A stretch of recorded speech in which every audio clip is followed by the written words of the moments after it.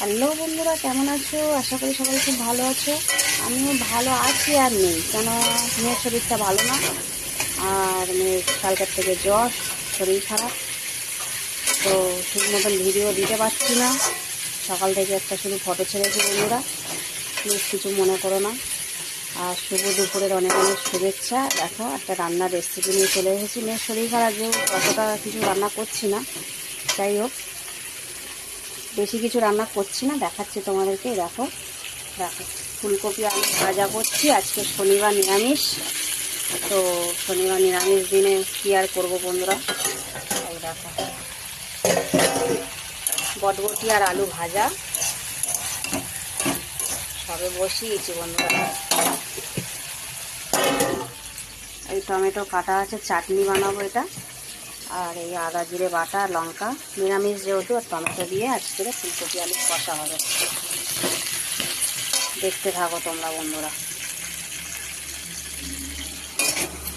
মেয়ের ইচ্ছা হচ্ছে একটু সয়াবিন দিয়ে ফুলকপিটা খাবে, তার জন্য আবার সয়াবিন দিতে হলো। আমি আবার ভাজা বসিয়েছিলাম সয়াবিনটা। দেখো পুরো সয়াবিনটা ভালোভাবে ভাজা হয়ে গেছে।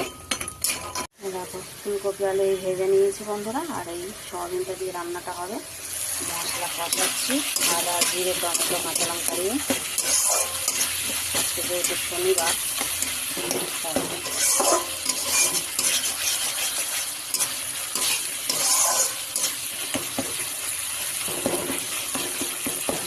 গরম পড়েছে তাই অল্প মশলা দিয়ে করছি।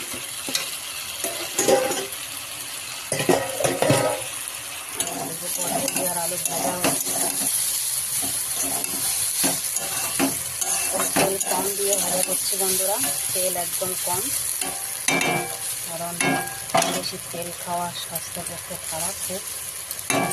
আমি একটু বেশি তেল খেতাম, কিন্তু এখন একটু তেল কম করেই খাচ্ছি।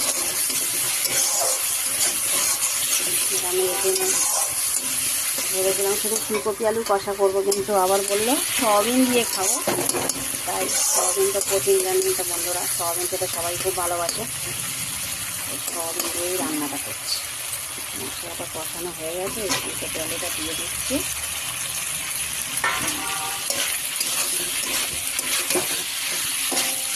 আমি যেহেতু সয়াবিনটা ভিজিয়ে ভাজিনি, তাই এটাও দিয়ে দেবো, দিয়ে কষি একবারেই রান্নাটা করবো। তার কারণ এটা সিদ্ধ হয়নি, কাঁচাই ভাজা আছে।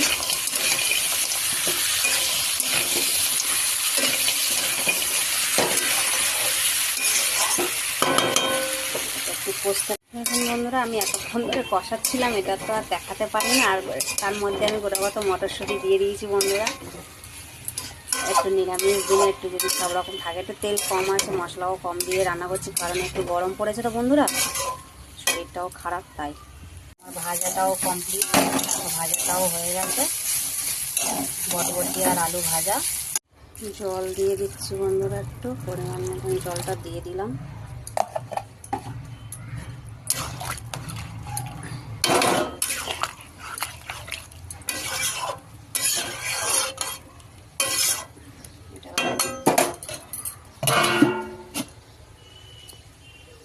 তেলের মধ্যে আমি সর্ষে আর শুকনো লঙ্কা ফোড়ন দিয়ে দিয়েছি।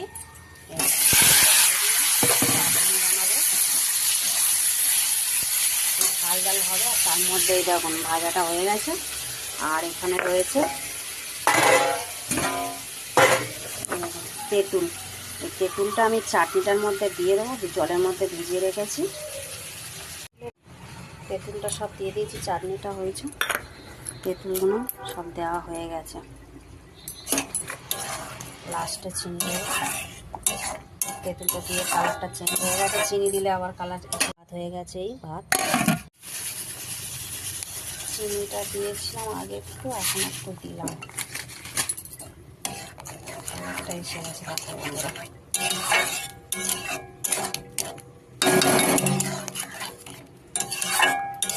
একটু ঝালও হবে, টকও হবে, মিষ্টিও হবে, চাটনিটা টক ঝাল মিষ্টি।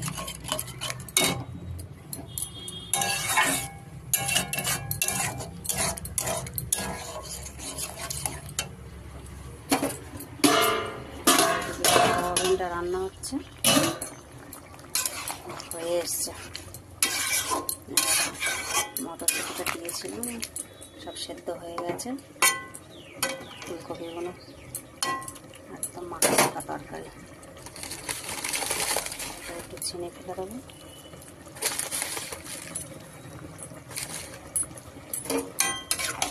যেহেতু নিরামিষ তরকারি আর হালকা মশলা দেওয়া, না দিলে ভালো লাগবে না।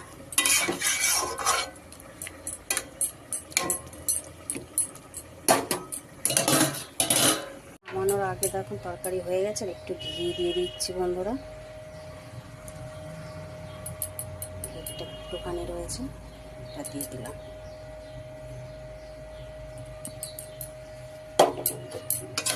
হয়ে গেছে তরকারি।